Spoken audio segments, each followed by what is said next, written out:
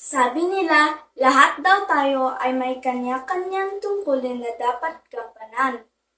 Kaya bilang isang estudyante, tungkulin nating maging isang mabuting mag-aaral upang makapagtapos sa pag-aaral at maging tunay na handa para magserbisyo sa kapwa.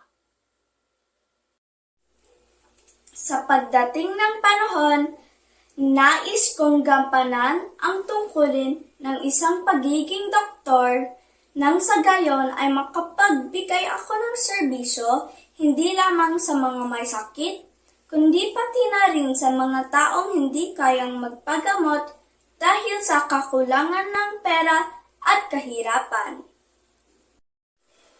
Magbibigay ako ng serbisyo sa pamamagitan ng pagbibigay lunas sa kanilang mga karamdaman. Ako ay magbibigay ng libreng konsultasyon at gamot sa mga mamamayang may sakit at higit na nangangailangan.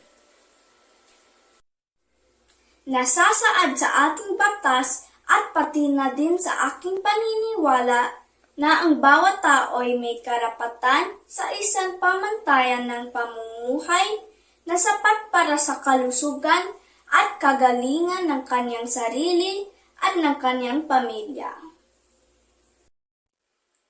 Karapatan ng bawat isa na matamasa ang buhay na may malusog na isipan at pangangatawan. Kaya naman, nais kong maging isang doktor upang ang mga karapatan ito ay marespeto at matugunan para na din sa mas maunlad at matatag na sambayanan.